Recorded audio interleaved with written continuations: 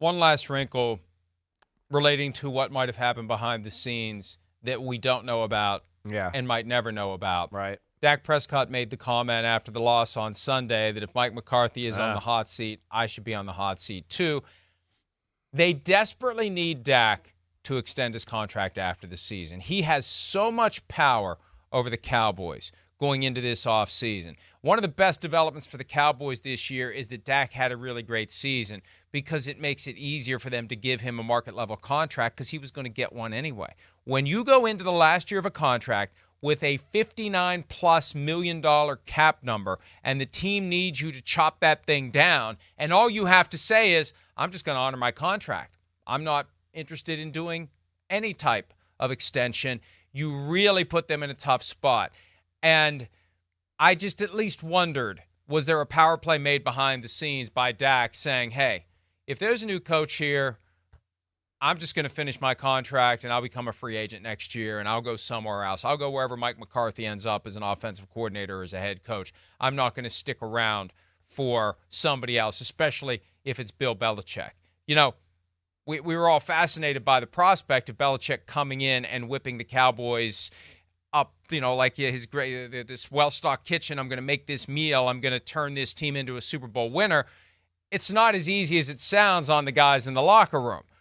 You may have some Cowboys players who really aren't interested in the Patriot way, and I wonder if any of those rumblings made their way up to Jerry Jones. And if Dak Prescott basically said, there's all this talk about Bill Belichick, I'm not interested in that. And if you want me to do a new contract, you better think about that before you make your decision. Again, it's not anything that anyone is going to come out and say, but something happened between Sunday and Wednesday to lead to last night's result. And when you look at the cap number, when you look at what Dak said, I think it's at least worth wondering what the quarterback, the most important player on the team, thought about this and said about this. Yeah, I hear you there. It is interesting. He came out and stumped pretty hard, right, for Mike McCarthy. I get that, you know, and also too, yeah, with those type of situations, you just got to be careful that self-interest is involved there. You know, Dak Prescott, he's had some good years here with Mike McCarthy, and he's going, wait, I'm the man. You bring in a new coach, they might evaluate me a different way. They might start telling the owner, hey, he's not as good as you think he is. I think we could, find.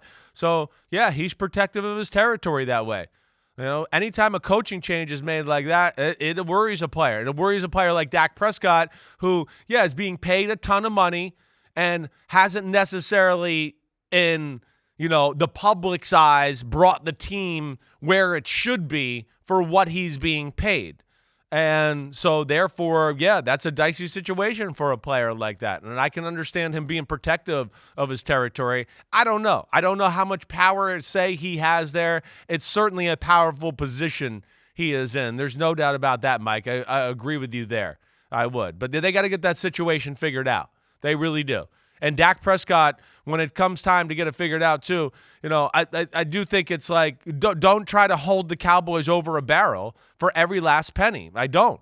Again, I think that's part of the why Dak Prescott's also so criticized all the time, because of what he's paid, how he drew a line in the concrete last time and wanted that, that big last year on the contract and all these issues that went along with it.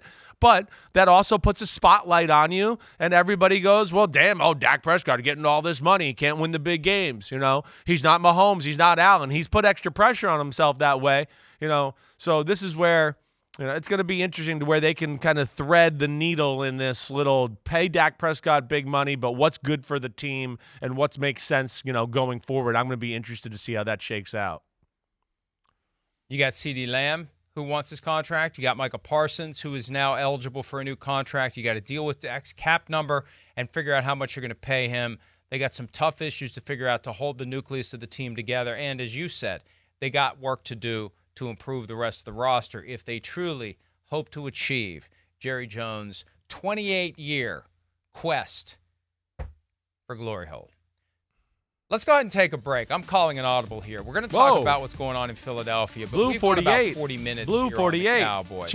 Check. I'm calling an audible. Alert. I might get in trouble with the coach. Black 58 but we're going to take Lexus. a break. Black 58 and when we Lexus. come back, now that we've seen the smoke rise in Dallas. We're waiting for the smoke, white, black, green, whatever, in Philadelphia. What's up with Nick Sirianni and the Eagles? We'll do that next here on PFT Live.